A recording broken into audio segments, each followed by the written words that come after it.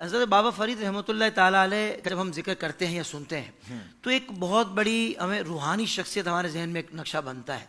تو قبلہ شاہ صاحب یہ بتائیے کہ کیا روحانی شخصیت ہے؟ اور ظاہر بات ہے ہم تو اس بات کو سمجھتے ہیں اور جانتے ہیں کہ روحانی شخصیت اس وقت تک نہیں ہو سکتی جب تک علم نہ ہو، علم دین. بالکل صحیح فرمایا. لیکن کیا کہ بظاہر جب ذکر کرنے والے کرتے ہیں تو ایسا لگتا ہے کہ جیسے انہوں نے زیادہ وقت روحانی سفر ہی کیا تھا، علم دین سیکھنے میں شاید اتنا وقت نہیں لگایا.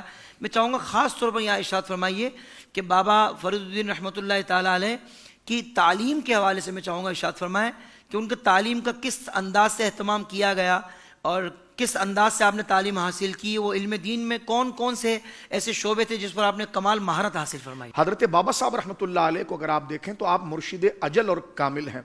آپ یہ تو گھر میں جو پیدا ہوئے تو والد صاحب رحمہ اللہ شیخ جمال الدین، والدہ ماجدہ، بی بی قرسف، یہ اتنی عظیم ذات. نانا جان کو آپ دیکھیے تو شیخ وجود الدین صاحب رحمہ اللہ مسند عالم. تو گہوارہ جو ہے وہی علم کا گہوارہ ہے. لیکن اس کے ساتھ دیکھیں کسبی علم کی طرف. غوث اعظم کو بھی آپ دیکھیں نا کہ آپ 2-3 سال کے تھے، آپ کو فرشتوں کی آواز آتی تھی، لیکن آپ کہاں تک گئے، علم آپ نے حاصل کیا. تو تھوڑی بہت جھلک کو دیکھ کر یہ کہنا کہ میں علم میں مکمل ہو گیا، یہ گویا کہ روحانی راستہ نہیں ہے. تو اب بابا صاحب رحمۃ اللہ علیہ نے 12 سال کی عمر میں حفظ قرآن کیا ہے اپنے علاقے میں. ابتدائی کتابیں گھر میں پڑھی ہیں. 12 سال کی عمر میں آپ نے قرآن مجید کو حفظ کیا ہے، اور حفظ کرنے کے بعد وہیں پر نہیں بیٹھ گئے کہ چلو میں حافظ ہو گیا ہوں، اب حافظ جی ہو گیا ہوں، ٹوپی پگڑی لگا کر بیٹھ جاؤں بلا تشبیہ اعاذ باللہ اور میں مرشد بن جاؤں اور بیعت کرنا شروع کر دوں. نہیں، بابا صاحب رحمۃ اللہ علیہ وہاں سے نکلے اور ملتان شریف گئے.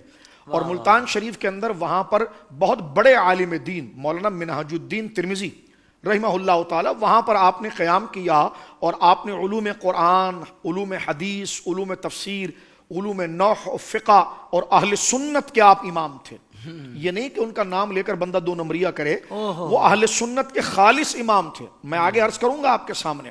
قوالوں کو بھی چاہیے کہ وہ ان کی تعلیم کو پڑھ کر کوئی شعر بنائیں، اور جہاں پڑھا جا رہا ہے وہ لوگ بھی اس بات پر غور کریں کہ بابا صاحب رحمہ اللہ پر ہم کوئی بات زبردستی چسپا کر رہے ہیں یا ان کا بنیادی عقیدہ کیا ہے. جب میں اور آپ ان کے دربار شریف پر جاتے ہیں، سعادت ہے. میں اور آپ اپنے آستانے پر ان کی دربار شریف کا فوٹو لگاتے ہیں، سعادت ہے. تو بھائی بھی پڑھیں بھی تو صحیح کہ جن کا دربار، جن کے گنبد کو ہم اپنے سروں پر سجاتے ہیں، تو انہوں نے پوری زندگی کس عقیدے پر گزاری ہے، اس بات پر غور کریں. تو بابا صاحب رحمۃ اللہ تعالی علیہ 12 سال میں آپ نے حفظ قرآن کرنے کے بعد بیٹھ نہیں گئے کہ میرے نانا اتنے بڑے تھے، میرے والد اتنے بڑے تھے کہ پیدرم سلطان بود، اب مجھے کیا کرنے کی ضرورت ہے، میں تو بہت بڑے خاندان کا سجادہ ہوں.